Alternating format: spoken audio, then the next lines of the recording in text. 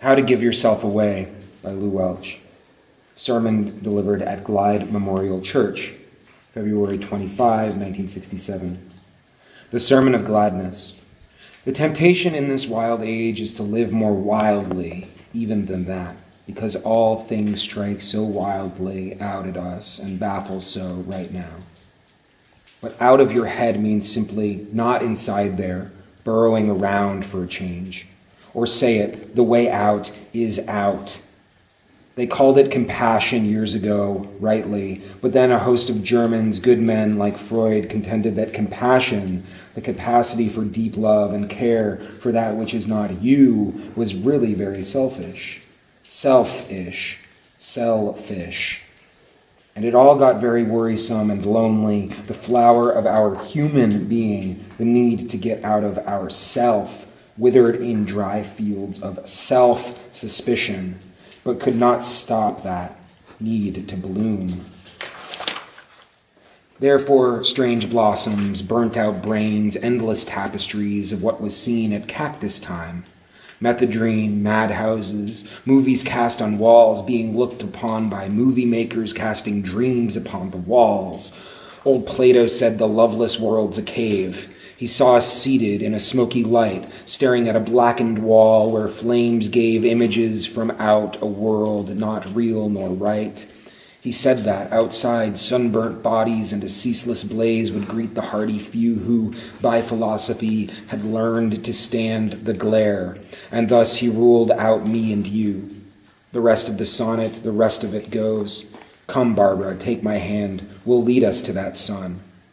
Or put it this way, the cave of the mind is the cave of the mind, and we seek the opening, the way out, and the way out is simply that, out, compassion, the flower of this, our human being, is out, the door of the cave, compassion.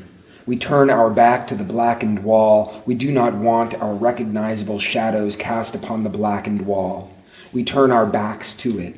We take the hand of our beloved and say, "I cannot go it alone." And our beloved will take our hand and we will simply walk away. But it will mostly be done in twos.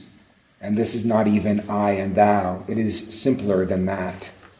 We have looked too long upon reflection of the light. No, not even reflections. More nearly shadows of ourselves, the light behind us. The image cast upon the wall is still ourself.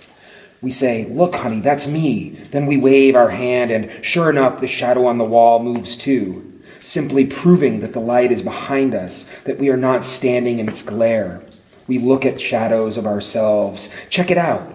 Does it often flicker, go dim, or out, get far too large, or blur? Because love itself can never free us. It only gives us intimations of another self as wild as what we made ourselves seem to be. Staring at the blackened wall, and drugs can never free us, can only give us intimations of universes. Still inside, you understand, as dreams are, similar but different from the way we invented it so many years ago. Out of your mind means not inside there burrowing about for a change. And forcing a wildness may be very brave, a chinning of yourself upon a half-inch ledge of rock on the cliff's edge, but the void is somewhere else, nearer to that bone of uninvention which we seek. Even further, self itself is a rare and beautiful thing, perhaps known only to those who first had human being and then learned how to give himself away. Love can never free us, is only the natural state we live in as soon as we give ourselves away. Drugs will never free us, our only ways to find the intimations of how it is to give ourselves away. And all temptations in this wild age to live more wildly even than this are only that, temptations. The need is for plainness, to live more plainly even than this, and all invention is in vain, or better, simply vanity. What we seek is closer to the bone of uninvention. Uninvention. Vision we're in terror to let us see, allowing all the rest, the others who are not us, the need to take a hold of some loved hand, the joyful knowledge that we seldom find the door alone. But it is there, It is there.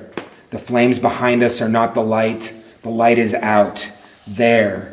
It is where the light comes from that casts our shapes upon that blackened wall. We take a hold of someone's hand. We turn forever from those flickering images cast upon the blackened wall. We walk toward the open mouth, the door, the way, the ragged circle, light, and say, "Come, Barbara, take my hand. Will lead us to that sun." Once outside, we find it, a gladness as remote from ecstasy as it is from fear.